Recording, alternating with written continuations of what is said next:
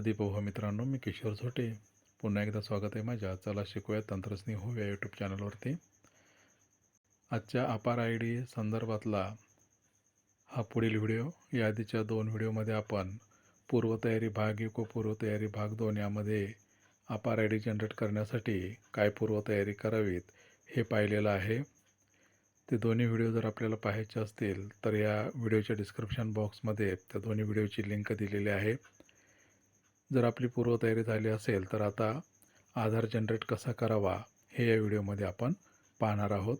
तर आपल्या लाडक्या क्रोम ब्राउझरवर आल्यावर आपल्याला UWS प्लसच्या स्टुडंट मॉड्यूलवरती लॉग इन व्हायचं आहे। लॉग इन झाल्यानंतर असं पेज आपल्याला दिसेल। इथे लाल रंगाची टॅब आहे 24-25 याच्यावर आपल्याला क्लिक करायचं आहे। पॉपअप विंडो त्याला आपल्याला क्लोज करायचं आहे। पुन्हा एकदा डाव्या कोपऱ्यामध्ये जो बाण दिसतो त्याला आपल्याला क्लिक करायचं आहे। इथे आपल्याला अपार मॉड्यूल जे आहेत त्याच्यावरती आपल्याला क्लिक करायचं आहे।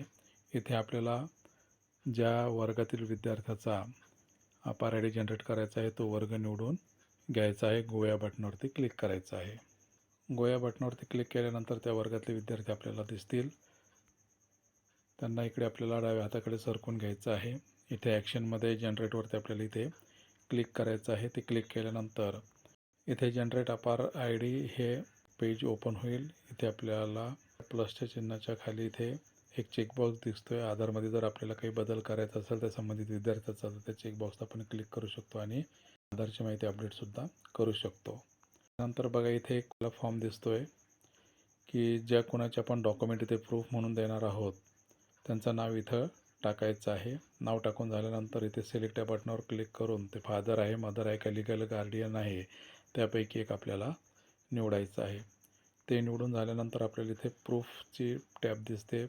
प्रूफमध्ये आपण काय घेतोय Aadhaar, PAN, EP coder, ID, driving licence का पासपोर्ट त्याच्यावरती आपल्याला क्लिक करायचं आहे। ते क्लिक केल्यानंतर त्याचा इथे खाली आपल्याला त्या ओळखपत्राचा नंबर इथे टाकायचा आहे।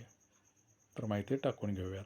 माहिती भरून झाल्यानंतर स्क्रॉल केल्यानंतर इथे आपल्याला ठिकाण टाकायचं आहे, डेट निवडायची आहे। नंतर स्क्रॉल करून खाली सबमिट या बटनावरती क्लिक करायचं। अशी पॉपअप विंडो येईल, त्याला आपल्याला कन्फर्म करायचं आहे। कन्फर्म झाल्यानंतर बघा थोडासा आपल्याला वेळ लागणार आहे आणि बघा इथे आपला अपार आय डी जनरेट सक्सेसफुली झालेला आहे। तो आय डी इथे आपल्याला दिसतसुद्धा आहे। आपण याचा स्क्रीनशॉटसुद्धा काढू शकतो। आपल्याला बॅक बटनावरती यायचं आहे। बॅकवरती दाबल्यानंतर इथे आपल्याला तो विद्यार्थ्याचा अपार आय डी इथे दिसत आहे। पालकांचा आधारच्या प्रूफवरून हा अपार आय डी जनरेट केलेला आहे।